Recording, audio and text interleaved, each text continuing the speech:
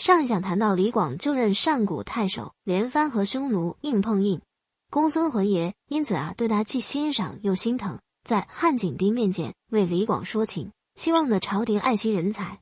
如果由着他连番和匈奴作战的话，恐怕会过早死在战场上的。这位公孙浑爷在平定七国之乱的时候，曾经和李广并肩作战。李广呢，因为很轻率的接受了梁国将军印，被朝廷呢冷处理了。公孙浑爷则正正常常的因功封侯，担任陇西太守。公孙浑爷封侯，这是汉景帝前6年的事情。同时因军功封侯的还有魏婉、程嘉、苏嘉、栾普，同时5人封侯。如果只论军功，李广本该在这个时候就封侯了，但只因为政治态度上的一点草率，轻易呢失去了这个机会。早在汉文帝时代，刘广呢就因为战斗能力出众，很受文帝青睐。文帝呢说过一句很著名的感叹，说可惜李广生不逢时，如果生活在刘邦时代，慢户侯岂足道哉。奇怪的是，汉文帝时代虽然算是一个和平年代，但来自匈奴的威胁很大。文帝呢甚至一度热血上头，筹备御驾亲征。李广怎么可能缺少立功受赏的机会呢？如果汉文帝的感慨真有其事的话，那只能说明和匈奴作战，就算打赢了，也无非是把匈奴赶跑了，很难产生大规模的杀伤。所以任凭李广才气无双，中汉文帝一朝，也不过做到800师级别的5骑长射，只是皇帝身边的锦眉猿而已。后人感叹李广难封，说李广这么大的本事，这么旺盛的干劲儿，却总是跟封侯无缘。而这第一阶段的难封，就是在汉文帝时代。到了景帝时代，终于爆发了七国之乱，有内战可以打了，杀人呢可以上规模了，封侯的良机来了。但很可惜，李广呢又错过了。当然，李广太耀眼，职称虽然评不上，但职务总是可以改的。这样一来，李广呢就做到了上古太守，和公孙浑爷出任的陇西太守是平级关系。李广有职务为职称，不但说出来不好听，而且呢只能拿职务津贴。而公孙浑爷就不一样了，既有职务又有高级职称。除了和李广一样拿郡守一级的职务津贴之外，还有食邑3220。这3225人家年年呢都要拿出一部分产值来供养公孙浑爷，他们的子子孙孙还要同样供养公孙浑爷的子子孙孙。这样一比，李广心里如果有什么怨气的话，也是很可以理解的。他在上古太守任上连番和匈奴力战，不知道有没有发泄情绪的因素。公孙浑爷看不下去，哭着向汉景帝谏言，于是李广被调任上郡太守，后来又历任陇西、北地、雁门、代郡、云中太守。总之呢，一直都在边郡兜圈子，而无论在哪儿都以力战知名。那么问题来了，只要我们对当时的地理有概念，就很难理解以上内容。李广原先担任上古郡守，而上古就是今天的河北和北京一带，并不是匈奴的攻击重点，反而是李广后来因为公孙浑爷的话而调任的上郡、陇西、北地那些西北边郡，才是防御匈奴的高危地带。也不知道史料记载到底哪里出了问题。总之，李广因为很能打，所以被派到了最需要他的地方。汉景帝的心态可能是这样的，李广不是既能打又爱打吗？那就来西北好了，让他打个痛快。反正匈奴和李广呢都很讨厌，就把他们扔到同一个笼子里，让他们互相伤害吧。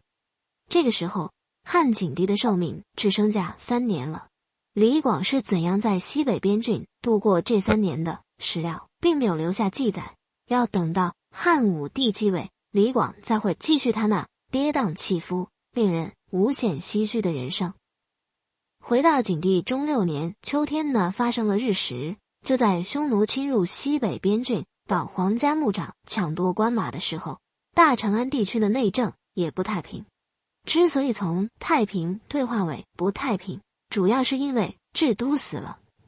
荆戚重地按理说应该是首善之区才对，而之所以不好治理，是因为皇亲国戚和达官显贵太集中了。随便拎出一个人来，不是有特权的，就是有关系的，最不济的也是有钱的。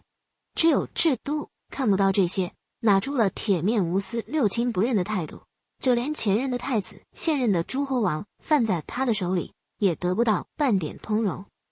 智都死后，大长安地区的富贵人家应该长吁了一口气，呼吸到了久违的自由的空气。当然，他们舒服了，皇帝就该头疼了。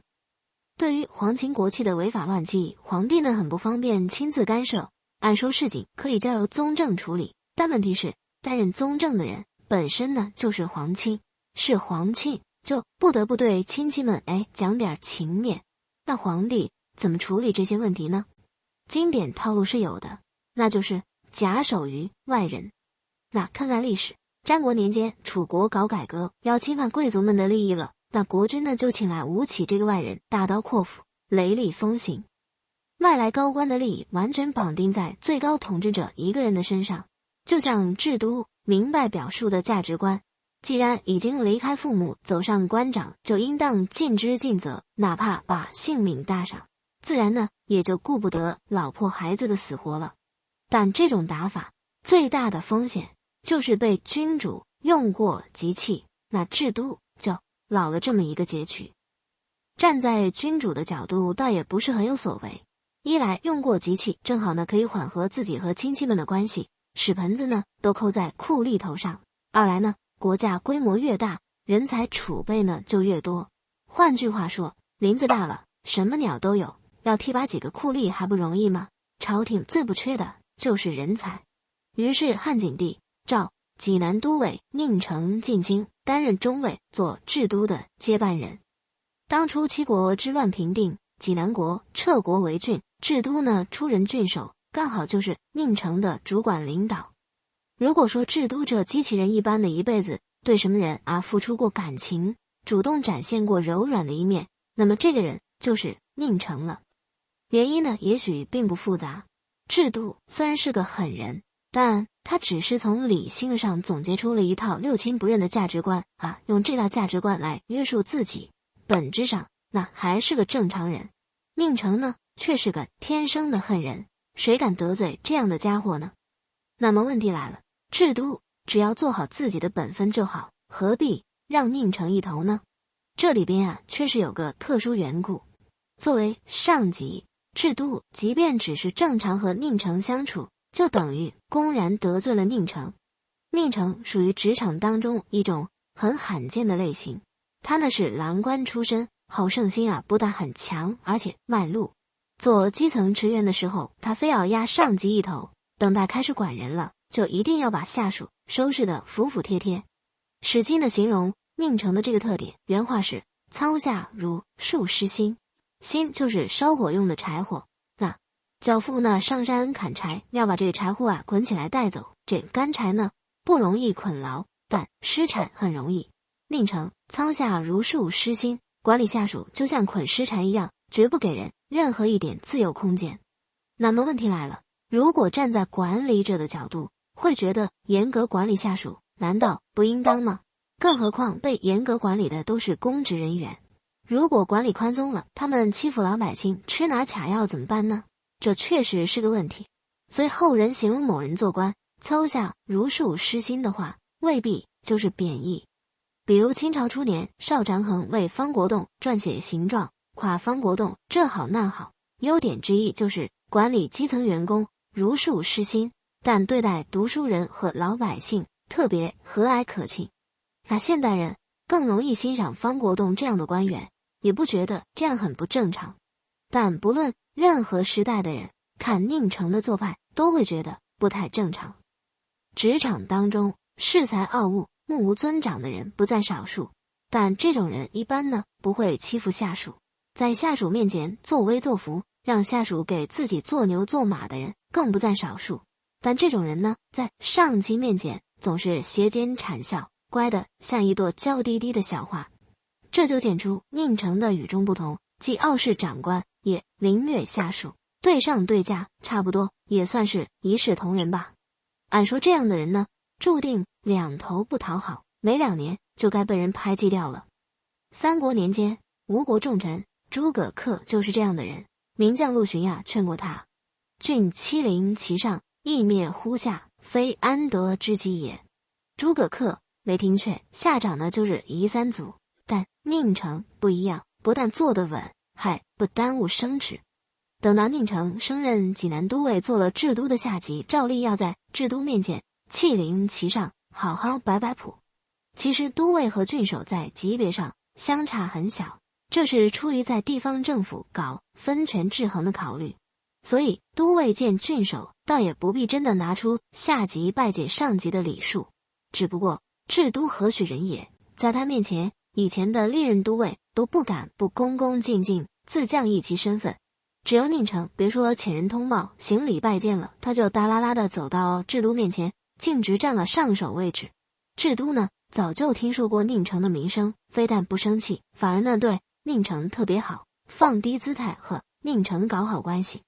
这特别能够体现出人类作为群居动物的社区天性，当狠人遇到了更狠的人，马上呢就能退后一步，站好新的生态位。那么宁城在济南都尉的任上做出了怎样的政绩呢？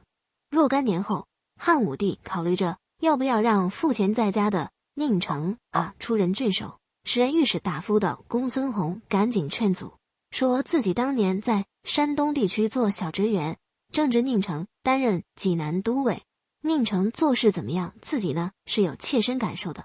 公孙弘形容宁城原话是其志如狼牧羊，意思是说宁城的管理风格就像狼在放羊一样，如果让这样的豺狼当郡守，治理绵羊一般的百姓，那可万万使不得呀。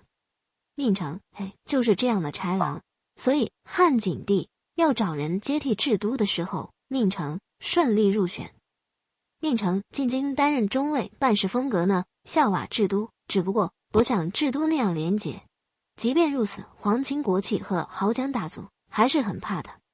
我们看治都之所以能够铁面无私，那是因为打铁还需自身硬，做人做事滴水不漏，让人呢轻易挑不出毛病。如果不是窦太后亲自出手，别人未必拿得住他。宁城如果在这一点上达不到治都的标准，那么任职越久，破绽就越多。所以在这个特权人物遍布的地方，宁城只可能威慑一时，迟早呢要被人揪出破绽，往死里整。当然皇帝呢不会介意，反正酷吏的人选还有的是。本年度的最后一桩大事是城阳盟刘喜的过世。这位刘喜是刘肥之孙，刘璋之子，在他死后，王位还会继续传承好几代人，但城阳国的实力和政治影响力注定会不断削弱下去，这已经是大势所趋了。